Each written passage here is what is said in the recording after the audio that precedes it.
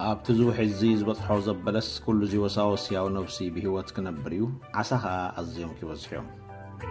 الزمات زيكيات ويمو وتمايات بحري كتعيو وتوحي زاب زاتو زبل دمه كله بهوت كنبريو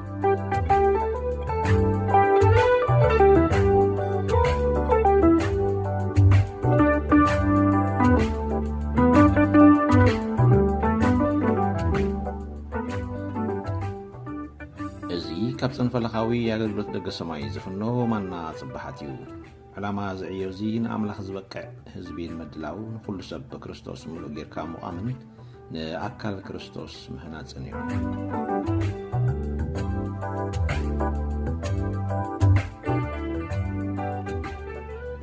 علتاوي مانا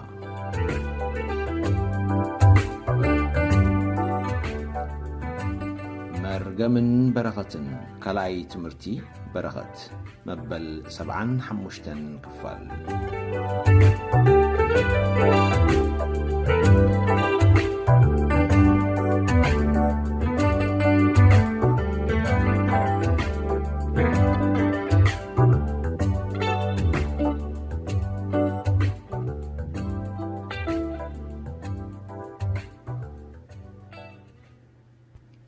رأي يوحنس معرف حموشته فقد عسرت غلتن عسرت وسلستن عاو بزبل دمصخا اتي تحردغن شل نسو سلطانن حبتن طببن حيلن كبرن غرمان وداسن كيوسد بقعيو بلو اب سماين ام مدرن اب تحت مدرن اب بحرن زلو فطور اباتاتهم زلو زبل كلون برغتن كبرن غرمان سلطانن نزل على عالم نتعب زفان تقميت زلون نتغنشلن يخون كيبلو خلو سمعكو امين يمان املاخ بوتا سلطانن نغسنتن فردنيو إلنا عنا نزارب زلنا يمان املاخ انتايو نزب الحساب سالساي نتبنايزي ابتحت زي حساب زدما لوميون وسيخنا كنرينا نتوم ابي مانو زلو يبلوم زبلنا وانجيل ماتيوس 25 ناي ابوي بروخات يبلوم نابتي قدم مسرات علم حيزو تدارولكم كبري وي منغستي ابوهم تو ورسو يبلوم نمن نتوم ابي مانو زلو زم ابي مانو زلو انتاوتيوم زحلف اوان تماهرنا يالنا زيمان املاخك انتايو يلنا خانر لنا اب تحت حساب زي سالساي نتبنا اب سالساي نتب دما يمان املاخ زبل قال وي حساب يمان مالت حدا وسون سفرا وي بوزيشن زي كونه يمان املاخ زبلو مصحف قدوس سلطان املاخ نغسنت املاخ فردي املاخ ملكوتاوي ملآت املاخن كبر املاخن زتقلل حسابيو ويلنا انا نزارب زلنا سبحات ناملاخ يكون ابز حلفه بزعبا ز حساب زي تزراريبنا نيرنا لمون وسخنا نريو حساب كلوناي مصحف قدوس بزعبا زي دغاغيمو بسفي حيز الزارب زي يمان املاخ تباهيلو زلو እግዚአብሔር ወሱን አምላኽ ስለዘይ ኮነ እግዚአብሔር ዘይ ሓዞ ሓደ ካልእ ሕዛእቲ ወይ ተረፍ ቦታ ብሸነኽ የማኑ አሎ አየስምዕን እዩ ምክንያቱ እግዚአብሔር መንፈስ ስለዝኾነ ስጋ ከም ዝለበሰ ሰብ ኣብ ሓደ ስፍራ ምስ ተቐመጠ የማነ ጸጋሙ ቅድሚኡን ድሕሪኡን ካልእ ገፊሕ ቦታ ከም ዘሎ نእግዚአብሔር ከምኡ ዝመሰለ እግዚአብሔር ዘይገዝኦ እግዚአብሔር ዘይመልኦ እግዚአብሔር ዘይሓዞ ተረፍ ቦታ የብሉን ምክንያቱ ብላለኹ ደጋጊመ እግዚአብሔር ስጋ ይኮነን እግዚአብሔር ሰብ አይኮነን እግዚአብሔር ውሱን አምላኽ አይኮነን ሰማይን ምድርን ዝመልአ አምላኽ እዩ እግዚአብሔር መንፈስ እዩ እሞ እዚ የማነ አምላኽ ዝብሎ ዘሎ ደኣ እንታይ እዩ سلطان املاخ مالتيو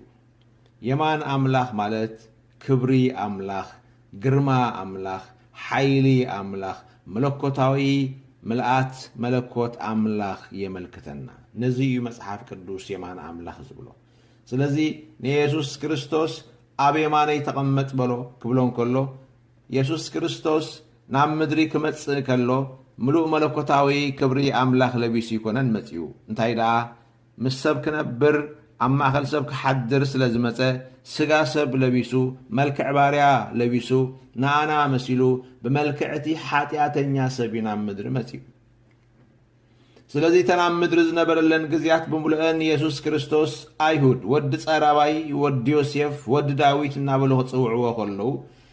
ኣብ ማእኸል ሰብ ዝነብር ከም ሰብ ዝመላለስ ከም ሰብ ዝጠሚ ከም ሰብ ዝበልዕ ከም ሰብ ዝሰቲ ከም ሰብ ዝደክም ከም ሰብ ከዓ ዝሕይል ከም ኩሉ ሰብ ኣብ ሓደ ውሱን ስፍራ ዝነብር ሰብ ስለ ዝነበረ ኢየሱስ ክርስቶስ ኣብ ገሊላ ክህሉ ከሎ ኣብ ገሊላ ጥራሕ ዝነብር ነይሩ ኣብ ተዛማዲ ግዜ ካብ ገሊላ ወፂኡ ኣብ ካልእ ስፍራ ኣይትረኽብዎን ኢኹም ኣብ ማዕዶ ባሕሪ ንሳገር በሎም ክብል ከሎ ኣብ ጃልባቶ ወጢሑ ምስ ደቀ መዛሙርቱ ናብ ማዕዶ ባሕሪ ክኸይድ ከሎ ኣብ ተዛማዲ ግዜ ኣብ ካልእ ማዕዶ ኣይትርእይዎን ኢኹም ምኽንያቱ ኣብ ስጋ ዝሓደረ ወይ ከዓ ስጋ ዝለበሰ ውሱንነት ስለ ዝነበሮ ናብ የማነይ ተቐመጥ ክብሎ ከሎ ግን ኢየሱስ ክርስቶስ ካብቲ ኣብ ስጋ ዝነበረሉ ዘሎ ዘመን ምስ ወድአ እቲ ኣብ ስጋ እተመላለሰሉ ዘመን ኣብ ምድሪ ኣብ ውሱንነት እተመላለሰሉ ዘመን ምስ ተወድአ ካብ ምዉታት ምስ ተንስአ መጽሓፍ ቅዱስ ደበና ተቐቢልዎ ካብ ማእኸል ደቀ መዛሙርቱ ናብ ላዕሊ ናብ የማን ግርማ ዓረገ ናብ ሰማይ ደየበ ይብለና እዚ ናብቲ መጀመርያ ካብ ቅድሚ ኩሉ ፍጥረት ካብ ፈለማ ዝነበሮ ምሉእ ክብረቱ ተመልሰ ዝብል የስማዓና ስለዚ ኢየሱስ ክርስቶስ ኣብ የማን ኣምላኽ ተቐሚጡ ሕጂ ኣበይ ኣሎ ክንብል ከለና ኣብ የማን ግርማ ኣብ የማን ኣምላኽ ኣብ የማን ሓይሊ ዝብሉ ጽሑፋት መጽሓፍ ቅዱስ ሓደ ሓሳብ ዘለዎም ኮይኖም ግን በተፈላለየ መገዲ ዝግለጹ ሓሳብ ይገልጹልና ስብሓት ንኣምላኽ ይኹን ስለዚ ኢየሱስ ክርስቶስ ኣብ የማን ግርማ መዓስዩ ተቐሚጡ ኢየሱስ ክርስቶስ ናብ የማን ሓይሊ መዓስዩ ደይቡ ወይ መዓስዩ ተቐሚጡ ብየማን ግርማ ወይ ከዓ ብሰማያዊ ሓይልን ግርማን ክብርን ከመዓስዩ ዝመጽእ እንተራእየልና እዚ ክልቲኡ ድሕሪ ሞትን ትንሳኤን ዘሎ ግዜ የመልክተና ቅድሚ ሞቱ ኣብ የማን ግርማ ኣይነበረን እንታይ ደኣ ኣብ ሓደ ስፍራ ኣብ ማእኸል ደቂ ሰብ ኣማኑኤል ኮይኑ ኣብ ማእኸል ደቂ ሰባት ሓዲሩ ኣብ ቤትልሄም ናይ ይሁዳ ተወሊዱ ኣብ ቀራንዮ ክሳዕ ዝመተሉ ግዜ ኣብ ማእኸል ደቂ ሰብ ከም ኩሉ ሰብ መልክዕ ባርያ ወሲዱ ብንብረቱ ከም ሰብ ተቆፂሩ ኣብ ማእኸል ደቂ ሰባት እዩ ዝነብር ነይሩ ርእሱ ዘጸግዓላ መጸግዒ ዘይነበረ ኮይኑ ኣብ ማእኸል ደቂ ሰባት ይነብር ነይሩ ሰባት እኳ መጸግዕ ርእሶም እናሃለዎም ንኡ ግን መጸግዕ ርእሲ ዘይብሉ ኮይኑ ሃብታም ክነሱ ምእንታና ግን ድኻ ኮይኑ ኣምላኽን ግሩምን ውቅቡን ክነሱ ሰባት ግን ኣብ ቅድሚ ዓይኖም መጎልበ ብገጾም ገይሮም ክሽፈኑ ክሳዕ ዝኽእሉ ወይ ቋሒሎም ክርእይዎ ክሳዕ ዘይክእሉ ዘብህግ ትርኢት ዘይነበሮ ኮይኑ እዩ ተመላሊሱ እዚ ነብረት ሰብነት ምስ ወድአ መልክዕ ባርያን ንሰብ ዝመስል መልክዑን ምስ ወድአ ናይ ምድሪ ኣገልግሎቱ ምስ ወድአ ግና ክብርና ኣምላኽ ይኹን ኢየሱስ ክርስቶስ ናብ የማን ግርማ ደይቡ ሕጂ መድሓኒና ኢየሱስ ክርስቶስ ኣበይ ኣሎ ኣብ የማን ኣምላኽ መድሓኒና ኢየሱስ ክርስቶስ ሕጂ ኣበይ ኣሎ ኣብ የማን ግርማ ተቐሚጡ ኣሎ እግዚአብሔር ኣቦኡ ኣብ ምድሪ ስጋ ለቢሱ እናተመላለሰን ከሎ ገና ናብ ምድሪ ከይመጽእ ከሎ ከዓ ብኣፍ ነቢይ ዳዊት ብትንቢት ኣቢሉ ንጸላእትኻ ኣብ ትሕቲ እግርኻ ክሳዕ ዘድርሶም ወይ ንጸላእትኻ መርገጽ እግርኻ ክሳዕ ዝገብሮም ኣብ የማነይ ተቐመጥ በሎ ይብለና መጽሓፍ ቅዱስ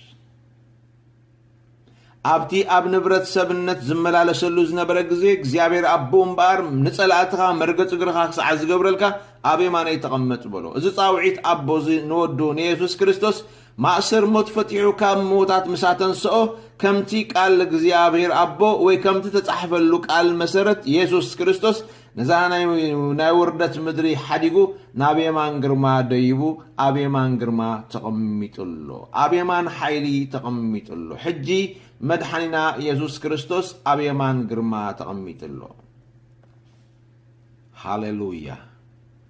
سلزي مصحف قدوس أم مزمور 115 فقد سلسة قطري كلهم أملاخنا أب سمايات الله يبل سبحاتنا أملاخ يكون زدلي كله يقبر جون حدا وسنة እግዚአብሔር متان حسكم كي تخدو زي وسن እግዚአብሔር متان كي تطببوه كي توسنوه سماي وسن جزآتيو مريت وسن تجزآتيا أملاخنا أب سمايات الله كنبل كلنا وي مصحف قدسكم أخبلنا كله እግዚአብሔር أب سماي تراي توسينون تحازيون زلو أم مدرجن زي اللي غيركم كي تريوه كمو سمعنيو ነገር ግን አብ ሰማያት አለው ኸበልን ከሎ ካብቲ አብ ምድር ዝነበሮ ናይ ሰብነት ስጋና ብራን ልዕል ኢሉ አመለኮታዊ ክብሩ አትዩ አብ ዝፋኑ ተቀሚጡ ይዘስማዓና ምክንያቱ መጽሐፍ ቅዱስ ክምህረና ከሎ ሰማያት ዝፋን እግዚአብሔር ምዃኖም ደባናታት ተጎጋ እግር እግዚአብሔር ምዃኖም ይዝነግረና مصحف قدسنا هنريو خلنا اتحفشاوي مصحف قدساوي امر كنحزو يغبانا حدا نشتو نجر قنچل ابيلنا بتا قنچال حساب قنچال فلطت حزنا كنكيدا يغبانا ني رايوان بارز قالت اتبذل قدم زبلكم مزمور 115 فقد 3 املاخنا اب سمايات الله مسبله زدلي كله خاي يغبر ስለዚህ እታ ዝደለየ ሁሉ ይገብር ትብል ቃል ድሌቱ ሁሉ ክገብር ዘኽእሎ ምሉእ መለኮታዊ ምልክን ስልጣንን ኣብ ዘለዎ ዝፋን መቕማጡ ተርእየና ሰማይ ጥራይላ ሰማያት ኣይትውስኖን ያን እግዚአብሔር ሰማያት ኣይሕዝዎን እዮም ምድሩን ኣይትጸሮን እያ ምድሪ ኩላ መርገጽ እግሩ እያ እግዚአብሔር ግን ዝደለየ ክገብር ኣብ ዝኽእለሉ ስፍራ ኣብ ልዕልና ኣሎ የስማዓና እምበር እዚ ስፍራ እዚ ዝዛረበና ዘሎ ነቲ ካብ ምድሪ ልዕል ዘበሎ ንወዱ ንየሱስ ክርስቶስ ሓደ ግዜ ወዲ ኣምላኽ ኢልና ክንፅውዖ ከለና ስጋና ለቢሱ ኣብ ምድሪ ከማና ኮይኑ ሞትና ከመውት ዝመፀ ብመልክዕ ሓጢአተኛ ሰብና ምድሪ ዝመፀ ሰብ ዝኾነ ኢየሱስ ክርስቶስ እዩ ሕጂ ኣምላኽና ኣብ ሰማያት ኣሎ ክንብል ከለና ድማ እቲ ሰብ ኮይኑ ስጋ ለቢሱ ኣብ ምድሪ ተመላለሰ ነገር ግን እግዚአብሔር አብኡ ናብቲ ልዕልና ዘለዓለው ልዕል ዘበሎ ዘኽበሮ ኢየሱስ ክርስቶስ ንሱን ኣብ ምልአት ክብርና ምስመፀ እቲ ብመልክዕ ኣምላኽ ምዃኑ መልክዕ ኣምላኽነቱ ከም ምንዛዕ ከይረኣየ ሓዲግዎ መፂኡ ዝነበረ ኢየሱስ ክርስቶስ ብደበና ሰማይ ተላዒሉ ካብ ምድሪ ናብ ኣቦ ናብ ስፍራ ክብሩ ምስ ተመልሰ ንሱ ኣብቲ መለኮታዊ ክብርን ልዕልናኡን ደይቡ ስለዚ እቲ ኣብ ምድሪ ከሎ መምህር ጥራሕ እናተባሃለ ዝፅዋዕ ዝነበረ እቲ ኣብ ምድሪ ከሎ ካብ መምህር ዝሓለፈ መሲሕ ክበሃል እኳ ዘይከኣለ እንትርፎ ውሑዳት ደቀ መዛሙርቱ ንሱ ክርስቶስ ወዲ ኣምላኽ ወይ ከዓ መሲሕ ምዃኑ ቅቡእ ናይ እግዚአብሔር ምዃኑ ዝመስከርሉ እታ መሲሕ እትብል ሽም እኳ ኣይሁድ ክህብዎ ዘይከኣሉ ምክንያቱ ንሱ ይኮነን እቲ መሲሕ ገና ክመፅእ ኣሎ ኢሎም ስለ ዝኣምኑ ዝነበሩ መሲሕነቱ ኣምላኽነቱ ጎይትነቱ ክርአ ኣይከኣለን ምክንያቱ እቲ ኣብ መስቀል ክስዋዕ ዘለዎ ስጋ ለቢሱ ስለ ዝመፀ ኣብ ውሽጢ እቲ ስጋ ተሰዊሩ ስለ ዝነበረ እዩ መሲሕነት ጎይታና ኢየሱስ ክርስቶስ ጎይትነት ጎይታና ኢየሱስ ክርስቶስ ወዲ ዮሴፍን ወዲ ጸራባይን ተባሂሉ ዝፍለጥ ዝነበረ እዚ ወዲ ዮሴፍን ወዲ ጸራባይን ዝብል መጋረጃ መዓስ ተቐንጢጡ ኣብ መስቀል ኢየሱስ ክርስቶስ እቲ ስለቢስዎ ዝመፀ ስጋ ኣብ መስቀል ቀዲድዎ بسبنت سجاو عرقنا تسبنت سجاو خات مجارجا زبرو قال سبنت سجاو تمجارجا يبلنا مصحف قدس مجارجا سجاو سبنت سجاو سلزي يسوع كريستوس لك قمت مسقل انكلو تفصم يلو مسشرحه مجارجا بيت مقدس قبل عليك ساعه حتى يتترتره ازي مسلي ينيرو املاح بموت ودو يسوع كريستوس بسبنت سجا يسوع كريستوس كم زعرقنا عرق أملاخن سب المسكونة لما قدست قدسانن مرأي كم زغونلن ملقاب كم زغونلن كرئمتان اتمقارج جابت مقدس مقدارو مسالي إنيرو نسو مسالي النتو نتأمسكال زموت زلو يسوس كريستوس نفسو سلتقدت اتمقارج جاس سلتقنتته سبنت سقاو سلتقنتته نفسو يبلنا مصحف قدس واتسات هاللويا ልክዕ ተፈጸመ ዝብል ቃል ምስ ኣወጀ ርእሱ ኣድነነ ነፍሱ ድማ ወፀት ይብለና እዚ ነፍሱ ወፀት ዝብል ቃል ኣብ ትሕቲ መጋረጃ ትነብር ዝነበረት ነፍሱ ኣደ ሓጢኣትና ከፊሉ ኢየሱስ ክርስቶስ መጋረጃ ሰብነት ስጋው ኣብቲ መስቀል ይሙት ምስ ሓደጎ ኣሕሊፉ ምስ ሃቦ ወይ ሰብነት ስጋው ምስ ተቐደ ከምቲ ምቕዳድ መጋረጃ ቅድስትን ቅድስተ ቅዱሳንን ዘራኸበን ሰብን ኣምላኽን ኣራኺቡ ሃሌሉያ ንሓያሎ ዘመናት ሰብን ኣምላኽን ተፈላለዮም ዝነበሩ ብጽልይ ሓጢኣት ድማ በበይኖም ዝነበሩ ክልተ በኣታታት ኮይኖም ዝነበሩ ብሞት ኢየሱስ ክርስቶስ ግን ሰብን እግዚኣብሔርን ተራኺቦም ቅድስትን ቅድስተ ቅዱሳንን ከም ተራኣያ ኣነንስኻትኩም ምስ እግዚኣብሔር ክንርአ ኽኢልና ቅድምቲ መጋረጃ ከይተቐደን ከሎ ኪኖ መጋረጃ ኣስሊኹ ክርኢ ዝኽኣለ ይመውት ነይሩ أنا نسخاتكم إن بجزيابير كين بتصح كاب جنة تسويقنا بأدم وصينا زنبرنا وخن كربول العدلين برنا موت قاردنا نيرو يسوع كريستوس جن موتنا مسموت سبب النسجا ومسكدة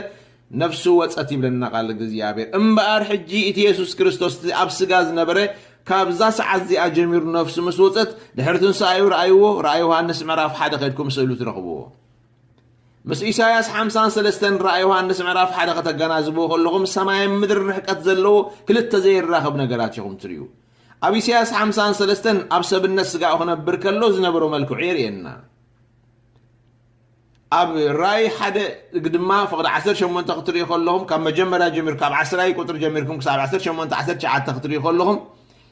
كابتي تقنطت مغارجا زوصت نفسو يرينا مننتو تنحق مننتو املخاو خبرو غرماو صباقيو هاللويا كاب دقسب نسخا تصبق اب كنافركا وقابي فسس እግዚአብሔር አምላክ ካደማ ሐለፋ ብጾትካ በዘይት ሐወስ ቀባአካ ዝብል ቅቡእነቱ መሲሕነቱ አምላክነቱ ብንጹር ወጪኡ ትሪኡ አበይ አብራይ ርእሱ ይብለና ጻዕዳ ከም ጸምሪ صعدا كم أصحيتا أعنتو هلال تحوي كابعفو ملوح سيفي يوتس درت أفلب برمقصع مع تقوخا بوركي اتقنات التعتك أقارو بحقودو حوي زرسنا زنصبارق أسراز ليبانوس زمسلا دمص ما كم دمص بزح ماياتنا بلا يقلصو ازي ملكوتاو خبر نسئل نزي ابتي زبن السقاو خلو اي تريوان يقوم اب زبن السقاو ان كلو تريو زبت تريت زي بلو مسرعنا قصكا تقولو بلو እግዚአብሔር ዝቀዘፎን ዘዋርዶን በመከራት ተሐምሸ በዓል ስቃይሰ በሕማም ልዱይ እና በላ ይገልጾ እዚ ኢትናይ ሰብነት ስጋው መልክዑ እዩ ክልቲ ሕጂ ከተራኸቦ ይትኽልኒሁም زمان سب الناس قاعد وديو أم مسكل بجحات يدنيا سب هيوتو أحلف مسحبة نفسه وتيا بلنا ثم قرجات خفيتو سبن أم لخن ترخيبهم نفسه وتيا نابي وتيا نابتي قريفاتو متياز نبرت كم من زع كي رأيت حديقاتو متياز نبرت كبري نابو آتيا نفسه كاب سب الناس قاعد وتيا نابت تقبي واز نبرت خم جمرة ونيناتوز نبرت أم لخو خبر متوا أبو لعلاب بلوز بالكالي جلس لنا نابي نفس ماي ناب زفانو مالتيو مغنياتو سمايات زفان እግዚአብሔር ስለሆነ ሃሌሉያ ስለዚህ በአር የማን አምላክ ዝፋን አምላክ ሰማያት ደበና ዝብሉ ቃላት ብምልኦም ልዕልና ጎይታና ኢየሱስ ክርስቶስ የርዩና የስምዑና ሃሌሉያ እዚ ልዕልናው ካብ ዘለዓለም ምዃኑ ኣብ ስሙ ትርእይዎ ኤልኤልዮን ዝብል ሓደ ስም ኣለዎ ኤልኤልዮን ማለት እግዚአብሔር ልዑል ኣምላኽ ማለት እዩ ስለዚ ናብ ልዕልናው ኣትዩ እቲ ኣምላኽ ጥንቲ ብልዕልናው ኣብ ደበናትን ኣብ ሰማያትን እተወጥሐ ኣምላኽ ንረድኤትካ ብልዕልናው ኣብ ሰማያትን ደበናትን ተወጥሐ ኣምላኽ ዝብሎ ሙሴ ኣብ ዘዳግም ነዚ ጎይታ እዩ ካልእ ኣምላኽ ኣይኮነን ክልተ ኣማልኽቲ ይኮኑን ዘለውና ሓደ ግዜ ሓዲግዎ ምስ መጽ ኣብ ሰብ ክነብር ከሎ ክርስቶስ ወዲ ኣምላኽ ወዲ ሰብ ወዲ ዳዊት ወዲ ጸራባይ ወዲ ዮሴፍ እናተባሃለ ይጽዋዕ ነይሩ ካብዚ መንነት እዚ ቀንጢጡ ምስ ወፀ ወይ ድማ ነፍሱ ምስ ወፀት ግን ነዚ ናይ ሰብነት ስጋው ሓዲጋ ምስ ወፀት ግን ኣብቲ ናይ ፈለማ ናይ ዘለዓለም ክብሩ ያኣትያ ኣብቲ ናይ ዘለዓለም ስሙ ኣብቲ ኤልኤልዮን ዝብል ኣብቲ ያህወ ዝብል ኣብቲ ኤሎሂም ዝብል ስሙ ኣብቲ ሰማይ ምድርን ዝፈጠረ ሰማይ ምድርን መን ይፈጢርዎ ኣምላኽ ብምንታይ በቃሉ ቃል እግዚአብሔር ድማ ኣብ ኣምላኽ ዝነበረ ቃል ባዕሉ ኣምላኽ ዝኾነ ቃል እዩ ፈጣሪ ዝኾነ ቃል በቲ በኹሩ ፍጥረቱ ብኡ ገይሩ ከም ዝፈጠሮ መጽሓፍ ቅዱስ ይነግረና። ስለዚ ተፈጣሪ ኤሎሂም ዝብል ስሙ መንነቱ እዩ፣ ንሱ ኢየሱስ ክርስቶስ እዩ። ስለዚ የማን ኣምላኽ ክንብል ከለና ድሕሪ ትንሳኤ ኢየሱስ ክርስቶስ ተቐምጦ ሕጅን ንዘለዓለም ድማ ተቐሚጥዎ ዘሎን ተቐሚጥዎ ዝነብርን ካብ ዘለዓለም ቦታኡ ካብ ዘለዓለም ስፍራኡ ዝኾነ ልዕልናኡ እዩ ዘመልክተና። ስብሓት ንኣምላኽ ይኹን። ሰማያት ልዕልና እግዚኣብሔር እዮም። ሰማያት ዝፋን እግዚኣብሔር እዩ። የማን ኣምላኽ ስልጣን ኣምላኽ መንግስቲ ኣምላኽ መለኮታዊ ልዕልና ኣምላኽ እዩ። ኢየሱስ ክርስቶስ ኣብዚ ምህላው የመልክተና ቃል እግዚኣብሔር። ስብሓት ንኣምላኽ ይኹን። ሃሌሉያ።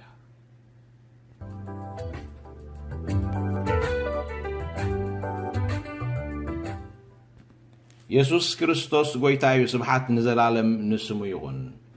መጽሓፍ ቅዱስና እምበር ሕልፍ ኢልና ገለ ጥቕስታት ካብ ቃል እግዚኣብሔር ነዚ ሓሳብ ዘጽንዓልና ሓሳብ ክንርኢ ኢና።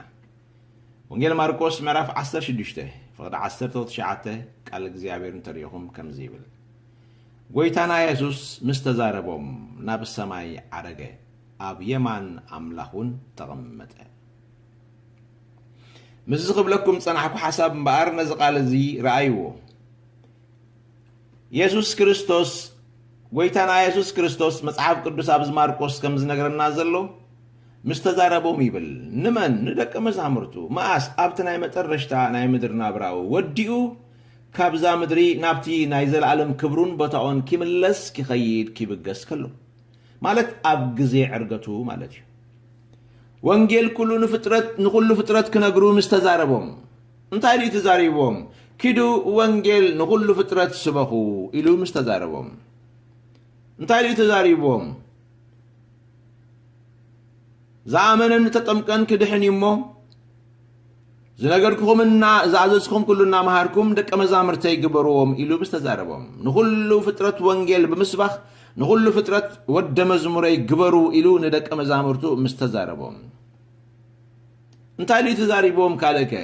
እነሆ ኣነ ከዓ ክሳዕ መወዳእታ ዓለም ኩሉ መዓልቲ መሳኻትኩም ኢሉ ምስ ተዛረቦም እቲ ክብሎም ዘለዎ ኩሉ ምስ ተዛረቦም ኪዳኑ ምስ ኣጽንዓሎም ኣብ ሰማይን ኣብ ምድርን ስልጣን ተዋሂቡና ኣሎሞ በዚ ስልጣን እዚ ኪዱ፣ በዚ ስልጣን እዚ እተው፣ በዚ ስልጣን እዚ ውፅኡ፣ በዚ ስልጣን እዚ ድማ ደቀ መዛሙርተይ ግበሩ፣ መሃሩ፣ ኣጠምቁ፣ ወንጌል ስበኹ ኢሉ ስልጣን ዘለዎ በዓል ስልጣን ስልጣኑ ኣብ ሰማይ ስልጣኑ ኣብ ምድሪ ምዃኑ ንደቀ መዛሙርቱ ምስ ተዛረቦም ሃሌሉያ ናብ ሰማይ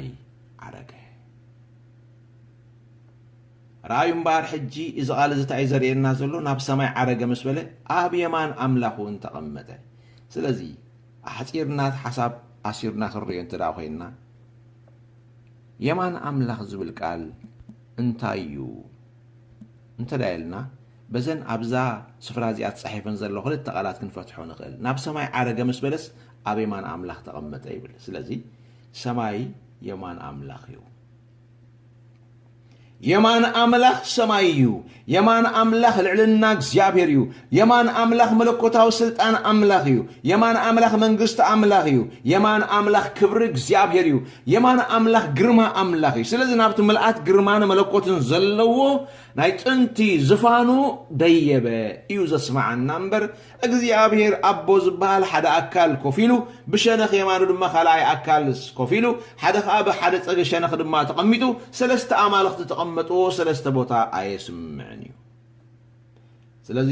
የማን ኣምላኽ ማለት ፖዚሽን ማለት ኣይኮነን ኢለኩም ኣለኹ። ሓደ ውሱን ካልእ ስፍራ ኣይኮነን። የማን ኣምላኽ ማለት ኢየሱስ ክርስቶስ ካብ ጥንቲ ተቐሚጥዎ ዝነበረ መለኮታዊ ኣምላኽነቱ ጎይትነቱ እዩ።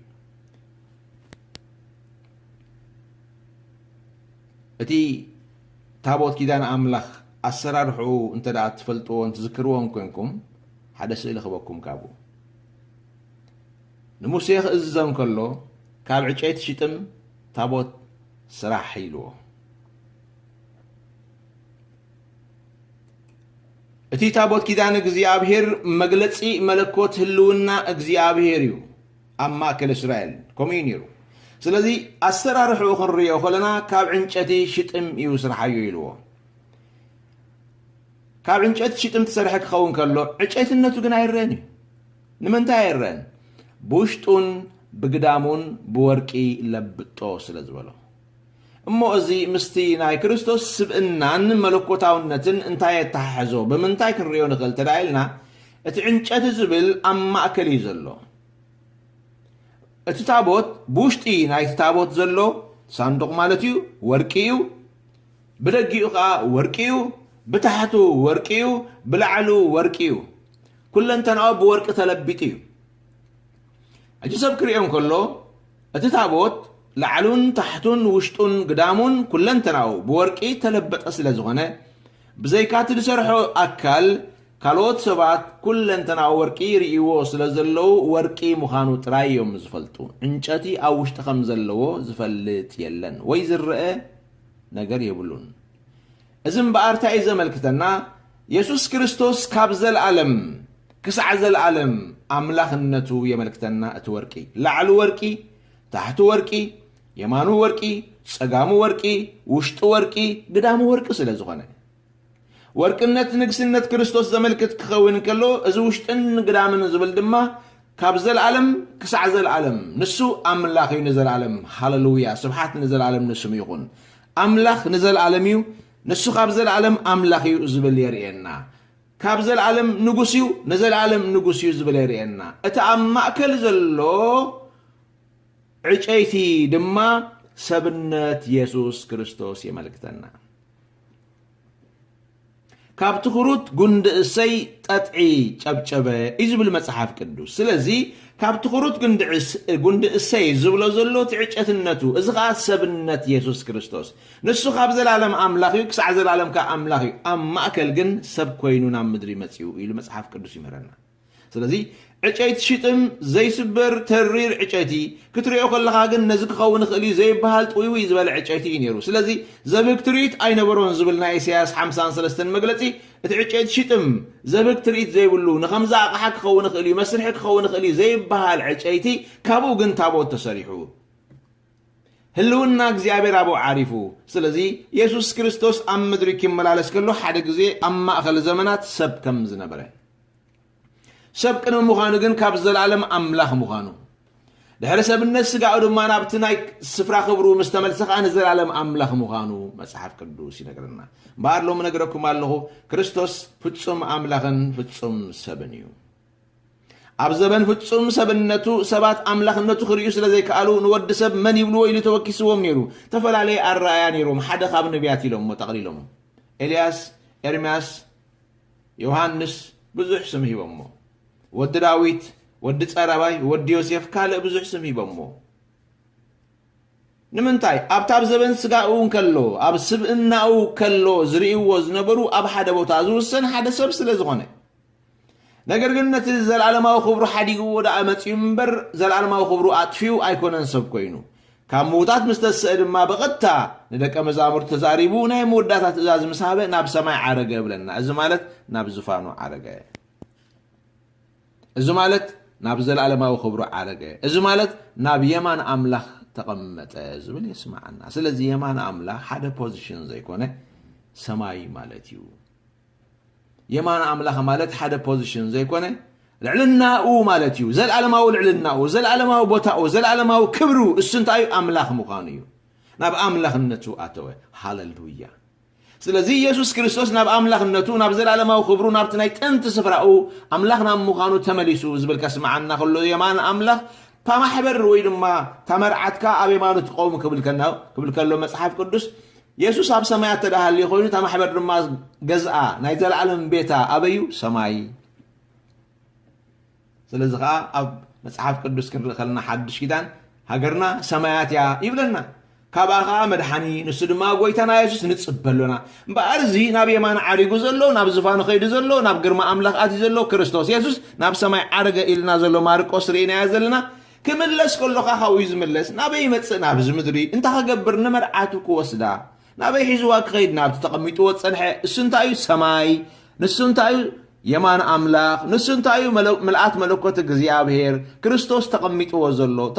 ዘሎ ክንብልከልና ኣብ ጎና ሓደ ካልእ ኣካል ኣይኮነን ተቀሚጡ ዘሎ ኣብ ዘለዓለማዊ ክብሩ እዩ ተቀሚጡ ዘሎ ናብቲ ናይ ዘለዓለማዊ ክብሩ እዩ ተመሊሱ ኣትዩ ዘሎ ስለዚ ነታ ማሕበር ድማ ኣብ የማኑ ኣቀሚጥዋ ክንብልከልና የማን አምላኽ ሕጅውን እቲ ክርስቶስ ተቀሚጥዎ ዘሎ ዘለዓለማዊ ክብሪ መለኮታዊ ክብሪ ማለት ደኣምበር ካልእ ኣይኮነን ስለዚ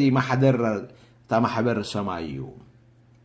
ማሕደርካ ሰማዩ ሃገርታ ማሕበር ሰማዩ ሃገረይ ሰማዩ ሃገርካ ሰማዩ ሃገርክ ሰማዩ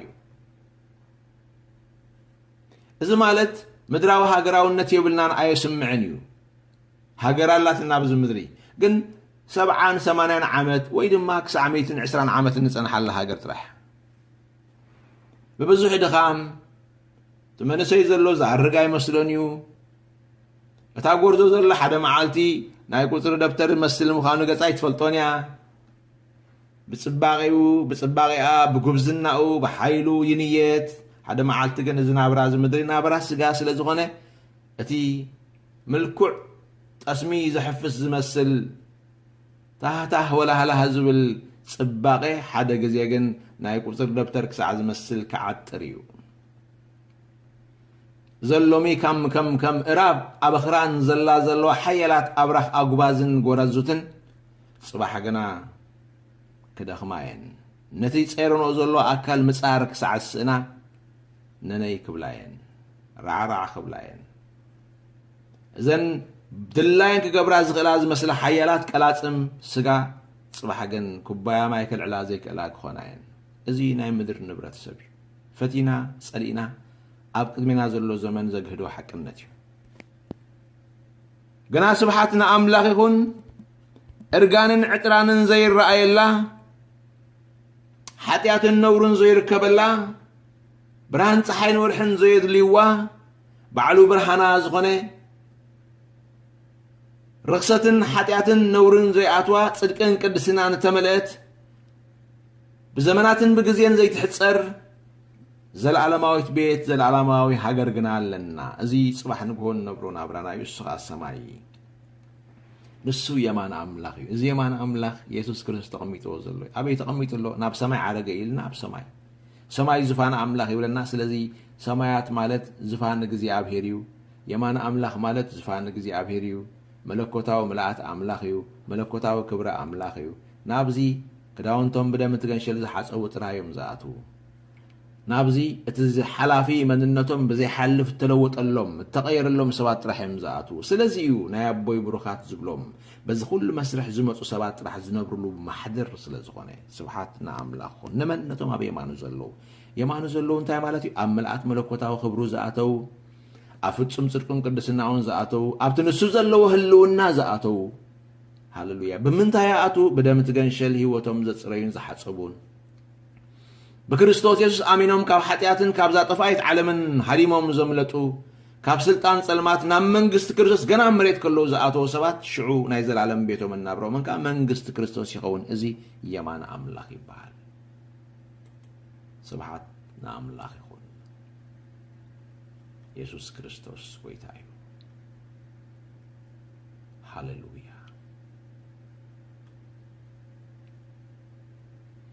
ግብረ ሐዋርያት ካልኣይ ምዕራፍ ፍቕዲ 23 እንተሪኢኹም ድማ ሕጂ ድማ ይብል ናብ የማን ኣምላኽ ልዕል ምስ በለ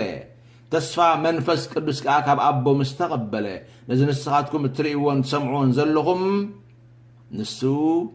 ኣፍሰሶ እናበለ ጴጥሮስ ነቲ እኩብ ህዝቢ ክምስክር ከሎ ንሰምዖ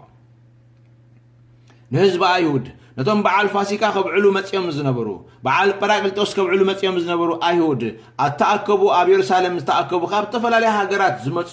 ኣይሁድ تا محبر بحيل منفس قدوس تملئا بلسان بحدش ቋንቋ ክትጽል ከላ ሰሚዖም ግብረ አምላኽ ዓበይቲ ግብረ እግዚአብሔር ክዛረቡ ከሎ በብተወለዱ ቋንቋ ገይሮም ክዛረቡ ከሎ ምስ ሰምዑ ተገሪሞም ክሪእዎም ከሎ ነተገረመ እኩብ ህዝቢ ጴጥሮስ ከምዚልዎ ናብ የማን አምላኽ ልዕል ምስ በለ የማን አምላኽ ተስፋ መንፈስ ቅዱስ ካብ አቦ ምስ ተቀበለ እዚ ንስኻትኩም ትሪእዎን ሰምዑን ዘለኹም ንሱ አፍሰሶ ክርስቶስ ኢየሱስ ኣብ ምድሪ ክነብር ከሎ መንፈስ ቅዱስ ክህብ ዝኽእል ኣይነበረን ዋላ ሓደ ኸም ኢሉ ክሓስቦ ይክእልኒ ከም ዝበልክኹም ወዲ ዳዊት እዩ أما خلهم تولى أما خلهم زعبي يزفلتو سبيو منفس قدس كاب أملاخ راح زمت مخاني مسفلتو حجيجن بريو عبي قبر أملاخ كزارب زغيل منفس እግዚአብሔር በበቋንቋም ከነግሮም ክረትዖም ዝغيل አውሽቶም አትዩ እወ ክብል ዝغيل ድምጽ እግዚአብሔር ግን ካብ አፍቶም ዝፈልጦም ሰብ ገሊላ ይሰምዑሉ ዘም አይሁድ ነዝም በአሪሎም ናይ አቦታት ትንቢት ናይ ነብኒ ዮኤል ትንቢት አልዕሊ ይዛረቦም ዘሎ እዚ መጽሐፍ ትንቢት ካ ጸቢቆም ዝፈልጥዎ ስለ ዝኾኑ ንላዕሊ ምስተይበ ከም ተቀዲሙ ተዛሪቦ ዝነበረ ተስፋ አቦ ተቀቢሉ ናብ ምድሪ ኸኣሊ ይኽዎ ባር ንላዕሊ ኸይደ ይብካ ኣብቲ መለኮታዊ ክብሪ ኸይኣተኻ ኣብ ተዳሊልካ ዘሎ ዝፋን ኣበይማን ኣምላኽ ከይተቐመጥካ ተስፋ ኣቦ መንፈስ ቅዱስ ናብ ምድሪ መላኽ ይከኣል ኣይነበረን ስለዚ ናብኡ ደይብሎ ኢሉ ኢየሱስ ዘለዎ ተቐሚጥዎ ዘሎ ስፍራ የርዮም ንመርትዖ ድማ ዝትርእይዎ ዘለኹም መንፈስ ቅዱስ ምስከደ ዝለኣኾ ንሱ እዩ ካብ ሰማይ ኣፍሲስዎ حق نمخانو نبي يوئيل كوتو كسوتو ليكم زعينت يو كلهم تقال مسمعوا تراي بقتا امرو من فلتتو من اب مصحفتي نبيات كيدو كرتعو يخلو سلازي يسوس نبي مان املاح مسكدن تافسو منفس قدس مبارزلومي انا نسخاتكم من حيلنا خوين زلو مقدسنا خوين زلو ممهرنا خوين زلو ناب كل حق زمدحنا زلو كم فقاد أملاك كنصلي زحجزنا زلو عبد خان برتعينا خوين زلو منفس قدس كابي يمسيو كابل علنا أملاك كابي يمسيو كابي يمان أملاك كريستوس نابل علنا ونام ملكوتا وملاءاتو نابتي يمان أملاك مسديبه مستقمتها خاوز لآخلنا هي ابنايو سبحاتنا أملاك يخون قولوسي سالساي معراف قد حدقا دقيم مس كريستوس تنسيكم انت خونكم سيبل نت كريستوس أبي مان أملاك تقميت وزلو نت أبلع على زلو دليو انتهي مالتيو كريستوس أبي تقميت زلو زبل قال مفتاح يدلي انتهي مالتي نمبال زغالسي نت كريستوس أبي مان أملاك تقميت وزلو نت أبلع على زلو دليو خبلنا كساب حجي نزارب ولا زلنا أبي تقميت زلو كريستوس أب منغستو أبي تقميت زلو أب ملؤات ملوكوتنتو أب سغاز نبره كريستوس يسوس أب غليلا طرح توسين زنبره أب يروسالم توسين زنبره أب يهودا توسين زملالس نبره كريستوس يسوس حجيغن أب سماي زلو أملاخنا أب سمايات اللو زدلو يخا يقبر سمايات مالت لعلنا أملاخ مالتي أب حدا وسن سفرة آية سمعني زانا نساقاتكم من ريوز دلنا آير سماياتي لعليو زلو آير سماياتي لعليو زلو انت ديبنا سماياتي حدا قداماي سمايكا لاي سماي سالساي سماي نابلنا نديب سماياتي بب فترته تقميط أموزلو سمايات أملاخ أبولو انتا جيرو نزغلو تقميطو زفان جيرو تقميطو اللو زان ريازلنا مدر دما مرغت صغر جيرو تقميطو اللو أب سماي تقميطو نمدر رقيتو سلال سماين مدر مليو ينبرالو تايدا ايمو سماي تقميطو اللو زبلنا زلو أب العلناو أب كبرو سب كوينو أيهود زحزوو حتى أن سبا زفردو روماويان أمسكال سقلو زنبر يسوس كريستوس حجيغن كومو يكونن تايدا دلايخ قبر زغل نمدرن سماين كجزء زغل كم محادر زغل أم ملأت ملكوتاوي سلطان كبرن أم منغستاو حيلن سلطان تقميط له ملأختي أبز زلو فترة أبز جزالو نسمايات أبز ملكلو نمدر أبز ملكلو ملكوتاوي أملاخاوي كبرو تقميط له حدكوا قحيلو خريو زيكل حدكوا أيدو خواساو سول أبزيكل ملأت أملاخاوي كبرو تقميط له إذ خبر زي بينو يسوع كريستوس راح زورسون التقمطون كبري كالوت بخالوت سبات زملخو أمالخت زبهالو زي نبرو زي ديبو براخيو هاللويا سلازي مصحف قدوس إذا براخ زمان نم كديبو زيكل إذا خبر زمان نم كورسو زيكل إذا خبر زمان نم قمطو زيكل كريستوس تراي تقمطو كريستوس تراي وريسو زلو كريستوس تراي غويتان أملاخن زغونلو سفرا سلازغونه أملاخنا أب سمايات اللو زدليو خاي غبر يبلنا هاللويا إذا أملاخنا زبلو زلو مصحف قدوس اتخمرت ناب سماي زعرقه دبنا حيزو تقبلو زليبه كريستوس يسوس هاللويا نسو يا أملاخنا هاللويا يسوس كريستوس أملاخيو سبحات نزل على من السم يخون مصحف مثالي معرف 3 فقد 4 حمشتن مصحف قدوس كم زيبل ناب سماي زدي بمو زورد منيو ننفاس أبعمكو زأكبو منيو نسمايات نمايات دا نمايات أبكدانو زقصرو منيو بزلو سنات مدري زتصنعس منيو انتايو سمو ودوغي انتايو ازدو تفلتيها هاللويا قال أملاخ بزلو خلوعيو نسو نتوم نابوز عقبو والتا أوميو يبلنا مصحف قدس زقرم زرباي ناب سماي زري بمنيو يسوع كريستوس كاب سماي زورد منيو يسوع كريستوس ننفاس اب عمقو زاكب منيو نمايات اب كدانو زقصرو منيو يسوع كريستوس نبزل وسنات مدري زصنع منيو سماين مدرن زفطر يسوع كريستوس سمو انتايو يبلكم سمو ودخه سمو يهوه سمو ودخه يسوع كريستوس هاليلويا هاليلويا سبحات نزل عالم نسمو يكون بزيكا ازي سب كوينو ناب مدري زمصه بملكع حاتياتنيا سب ناب مدري مصي خا سبنت سغاو غيرو مس ابو زعرغنا كاب سبنت سغاو وصيدو منابتناي طنتناي زل عالم كبرو زاتوي دمنا تقبلون سماي زعرغ كاب سماي وريدو مصيو ناب سماي تملسه سماي مدرن زفطره نخلو خاب عمكو زحازه بسدري اصابعو خا سمايات سدره يسوع كريستوس بينيو كالوت امالختي زبهالو ام مدري الله انتدعا خوينم እዚ قطعዚ ከማልኡ ኣይክእሉን እዮም ኣምላኽና ካብ ሰማያት ወሪዱ ኣብ ድንግል ማርያም ሓዲሩ ስጋ ለቢሱ ኣብ ምድሪ ተመላሊሱ ምሂሩ ሕሙማት ፈዊሱ ኣጋንንቲ ኣውፅኡ ትእምርትን ተኣምራትን ገይሩ በጀ ሓጢአተኛ ሰብ ድማ ህይወቱ ኣብ መስቀል ኣሕሊፉ ብምሃብ ባዕሉ ብፍቓዱ ሞይቱ ብሳልሰይቲ መዓልቲ ካብ ሞታት ተንስኡ 40 معالتات أما أخل دك مزامرت دحر من لاس دمان أب سماي زعرجن زديبن بينو أملاخنا يسوع كريستوس زوجي تازي أب سمايات الله زوجي تازي زدليو يجبر هاليلويا سلسلة السمايات زفان إجزيابهر يوم مدرخة مرقصيا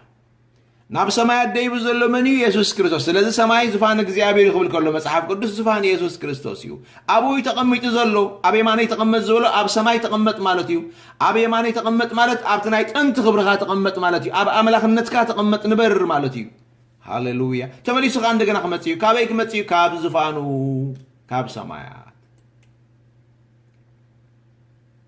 كاب تقمطو زلو ስለዚህ ነዚህ ተቀምጦ ዘሎ ድለይዎ ይብለና መጽሐፍ ቅዱስ ነይናይ ንሰማይ ነትመልአት መለኮታዊ ክብሩ ይሁዳ 1:25 መጽሐፍ ቅዱስኩም ተሪኹም ነቲ ኢየሱስ ክርስቶስ ጎይታና በይኑ መድኃኒና ዝኾነ አምላኽ ቅድሚ ኩሉ ዘመናት ሕጅን ንኩሉ ዘላለምን ክብርን ግርማን ኃይልን ስልጣንን ይኹኖ አሜን ባራዩ በዘን ሐጸርት ሐሳባት ዘን ከና አስሮት ሐሳባትና እንታይ ተቀይስሎ ነተቀድም ኩሉ ዘመናት ንኩሉ ዘላለም ክብሪ ኮስ ዝግቦ ክብሪ ሓደ ግርማ ክልተ ሓይሊ ሰለስተ ስልጣን ኣርባዕተ ነገራት ተቀይሱ ይኹኖ ባር የማን አምላኽ ማለት ክብሪ ግርማ ሓይሊ ስልጣን ኢየሱስ ክርስቶስ ወሪሱ ኣብ ክብሪ ከም ዘሎ ኣብ ግርማ ከም ዘሎ أب حيلي كم زلو أب سلطان كم زلو حجير إنا يمان أملاخ مالت إزيو أبي ساياس 53 قدم كم زبلكم أب سب زمن سبنت سقاو خلو زبهك ترئيت زي نبرو مسرع خايو قدسكا تقول ببلو بحمام لدوي بعال السقاي سب مكراز سقبه اكزيابير كم زوقعون كم زقزفون كوينو زرق زنبر ملكعنيرو أبي يماني تقمت بلو زبل كالك ويا أبي يمان أملاخ مستقمتك قرما حيلي سلطان كبري زلو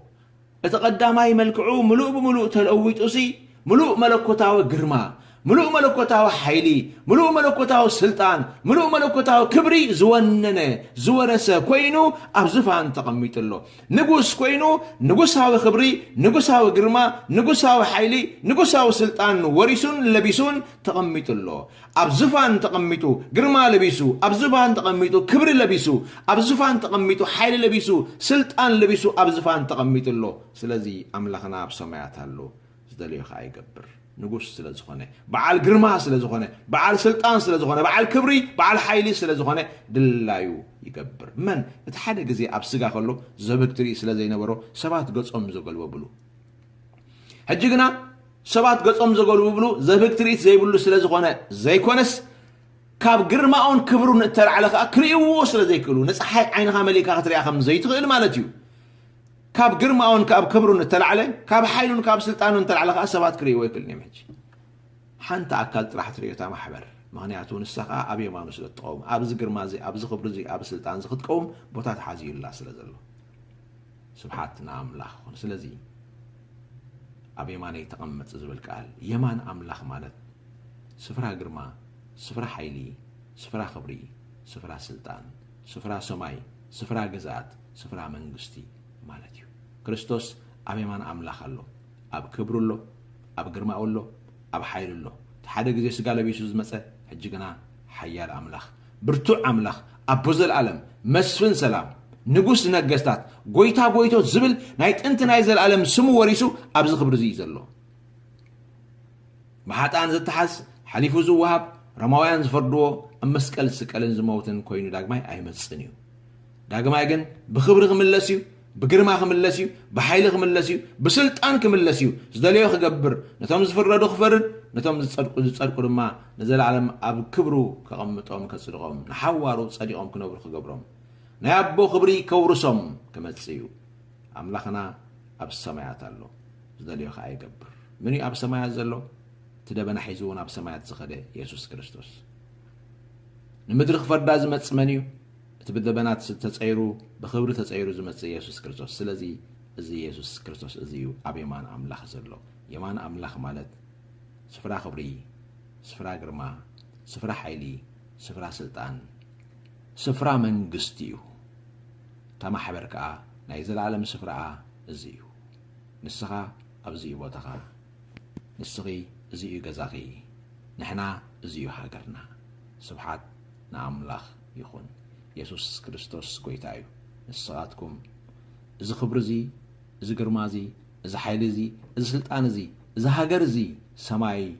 رستكم كون تجبيكم زلو سماي صبيكم زلو سبات سلازكم برخاتكم آمين